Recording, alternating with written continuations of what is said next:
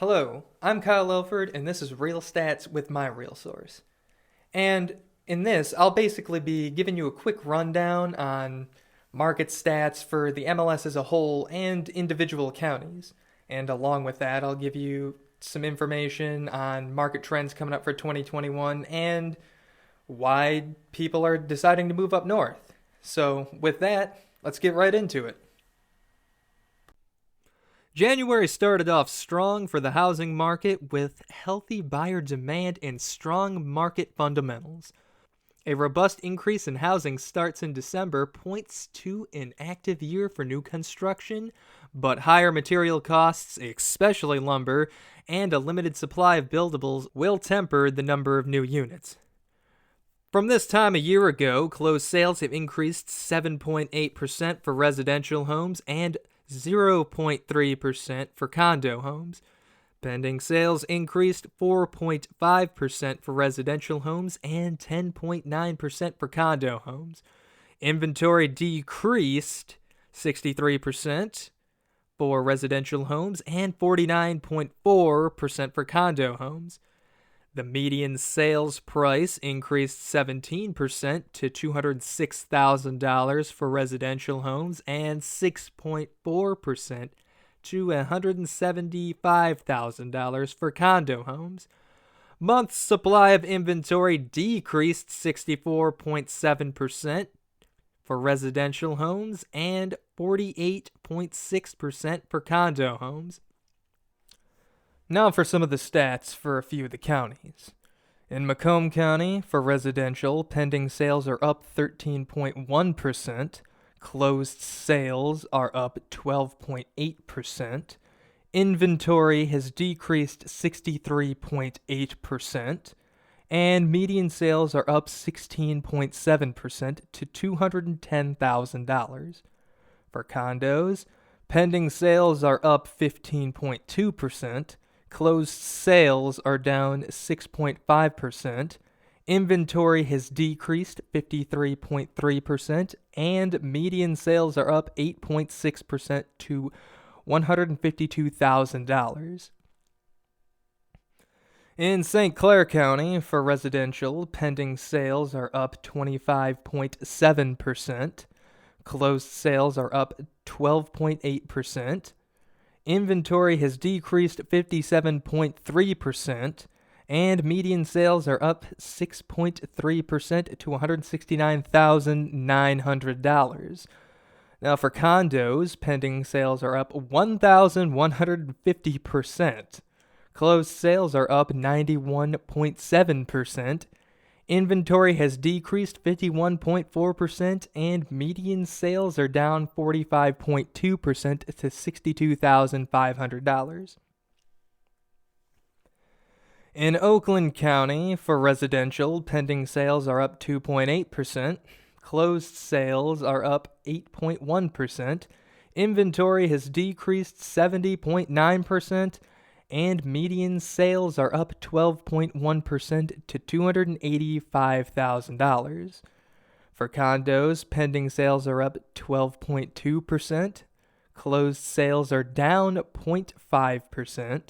Inventory has decreased 61.3%, and median sales are up 4.3% to $195,000. In Grosse Pointe County, for residential, pending sales are up 29.2%, and closed sales are up 67.6%. Inventory has decreased 45%, and median sales are up 4.6% to $340,000.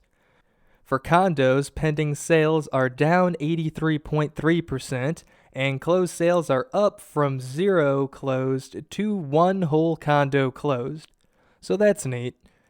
The inventory has decreased 71.4%, and the median sales price is about $235,000. The Mortgage Bankers Association's January research estimates approximately 2.7 million homeowners with mortgages are currently in forbearance plans.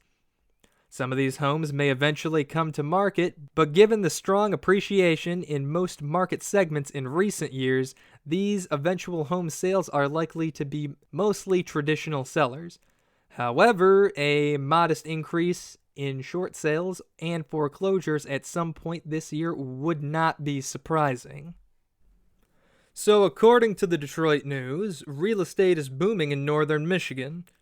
This is coming from the fact that due to the COVID-19 pandemic, more people are working at home than ever. Because of this, more people are moving to Michigan's resort areas like Charlevoix, Sheboygan, Grand Traverse, and other such places. Now, most of the homes up there are high-end homes, so there's just not enough housing for moderate-income buyers. Not only is there not a lot of moderate-income housing, the housing that is in northern Michigan, the prices have increased quite a bit from the year before. Just a perspective on pricing, the average price of a home is about $210,000, which is, according to Michigan's Association of Realtors, is a 10% increase from the year before. Now, the average price of a house in northern Michigan is about $428,500. That's up from $344,000 from a year ago. Home buyers from out of state like Texas or California are offering more than the asking price since there are only so many houses for sale, which in turn, because of the market being so high, sellers are raising the asking prices to anywhere from $400,000 to $900,000. Now, I know what you're thinking. Why aren't they just building more houses? Well, they have been, but the COVID shutdown stalled a lot of projects up there, so builders got behind. That and also the fact that they just can't keep up with the high demanding of housing up there.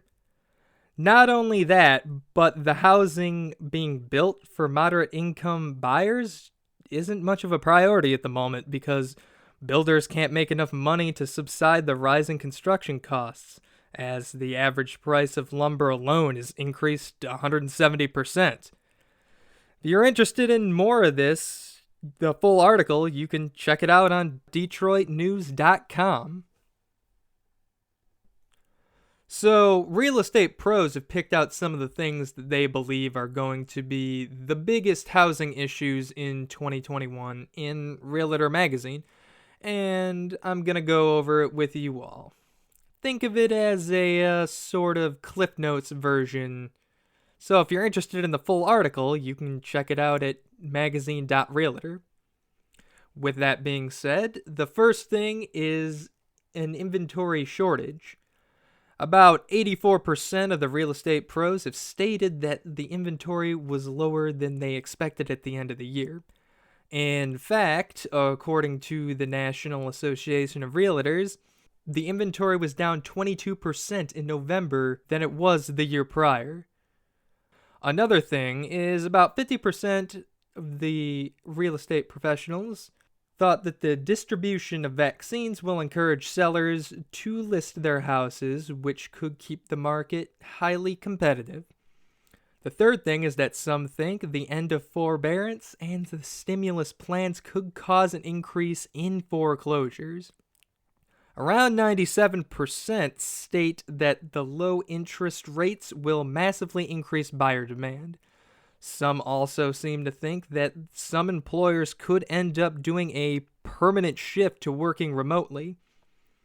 Beyond that, some think that while the U.S. hasn't gotten a stable handle on the COVID-19 situation, the virus will not cause any more market panic.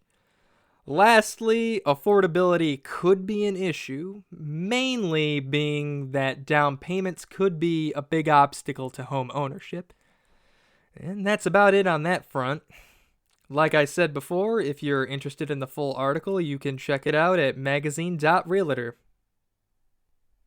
The last thing I'll leave you with is some information courtesy of Dave Ramsey, being a few real estate trends for 2021 and what they might mean for buyers and sellers. This again will be kind of a Cliff Notes version since there is quite a lot of information to go over, and like the previous section, if you're interested, you can check out the full article at daveramsey.com. So the first thing being, the market still has quite the low inventory. Now, as a buyer, this means you'll probably have to expand your search area a little bit, as well as your chances of getting everything you want in a house are not the greatest, so you might have to sacrifice a bit. For sellers, you probably have low selling competition, so you can just chill while the battle royale for your home goes down and pick the best offer you can get. Another thing is that prices of homes are still on the rise. In fact, the national median price grew 15% this past year. For buyers, oh, that's rough, buddy. But it doesn't have to be all doom and gloom.